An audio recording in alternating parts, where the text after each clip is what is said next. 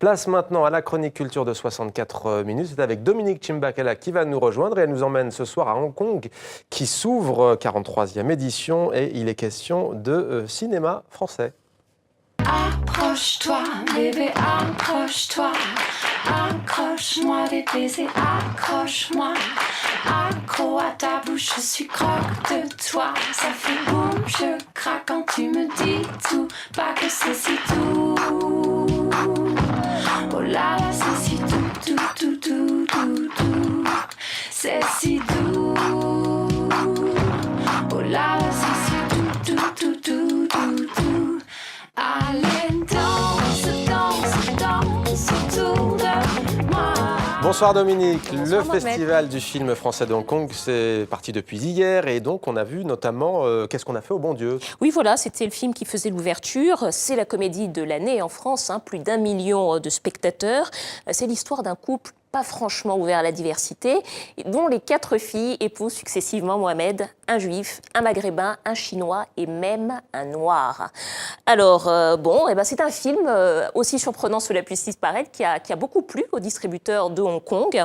Alors, le réalisateur et l'un des comédiens du film sont sur place actuellement pour le présenter. Oui. Philippe de Chauvron et Frédéric Shaw sont arrivés dans la patrie de Bruce Lee. Ils ont présenté leur film. Ils ont reçu un très, très bel accueil de la part des professionnels du cinéma, mais aussi de la part du public. On va regarder ça en reportage. Je suis très fier de présenter mon film aux gens d'ici.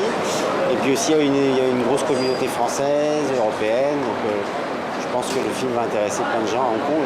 J'ai déjà vu les réactions dans la communauté asiatique française qui ont été hyper positives, grâce aussi à l'acteur Fred Shaw. Voilà. C'était assez rare pour eux de voir un acteur d'origine asiatique qui avait un rôle important dans un film. Donc c'est aussi ça qui les a intéressés. Puis ça parlait aussi de leur vie et de la vie française. Voilà.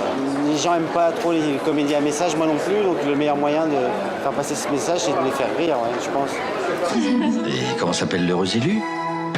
Chao, Pierre, Paul, Ling. Je pense que ça va être un grand succès à Hong Kong. J'ai adoré et je veux en parler à mes amis. Les Hongkongais aiment voir différentes sortes de films et ce film est plein d'émotions et vraiment, vraiment drôle. Il y a des choses rigolotes sur la culture chinoise lorsqu'ils disent que les Chinois n'ont pas d'humour et ça, c'est déjà très drôle. J'en vois deux qui sourient pas là. Bougeons plus. Je suis très content parce que je trouve que en étant dans la salle, que ça a été très très bien reçu. Les gens ont rigolé pleinement tout au long du film et ça me touche et ça me fait du bien. Ça me rend heureux. Le but de ce film a été de distraire les gens et j'ai le sentiment qu'on l'a fait déjà en France et de le voir que ça marche en fait à Hong Kong, un peu partout dans le monde, ça me remplit de bonheur je suis très content. 10 minutes de retard, on est au moins sûr d'une chose, c'est pas un Chinois. Voilà, il y a encore beaucoup d'autres films à voir, des comédies, mais pas seulement, notamment le film Saint-Laurent avec Gaspard Ulliel. Et c'est jusqu'au 11 décembre. Jusqu'au 11 décembre, Dominique, le cinéma toujours avec la disparition d'un grand nom du 7e art. Marc Nichols, ce réalisateur du film Lauréat, nous a quittés. Oui, le Lauréat, grand film, film de toute une époque. C'était en 1967, l'histoire d'un jeune homme qui se laisse séduire par une amie de ses parents.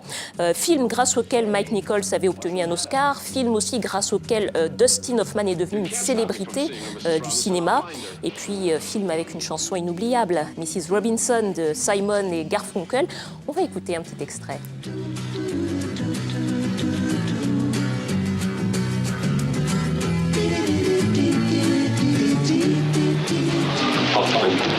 I don't think so. Voilà, Mike Nichols est décédé à l'âge de 83 ans mercredi. Il était aussi le réalisateur de Qui a peur de Virginia Woolf avec Elizabeth Taylor. Et puis un dernier mot de l'ouverture du Salon du Livre à Montréal, Dominique. Oui, juste pour vous dire que c'est la 37e édition, qu'il est ouvert depuis hier et qu'un hommage a été rendu au romancier canadien d'origine haïtienne, Dany Laferrière, qui a reçu un prix symbolique d'immortalité pour lui témoigner d'une reconnaissance éternelle pour son amour de la langue française. Merci beaucoup, Mrs. Dominique.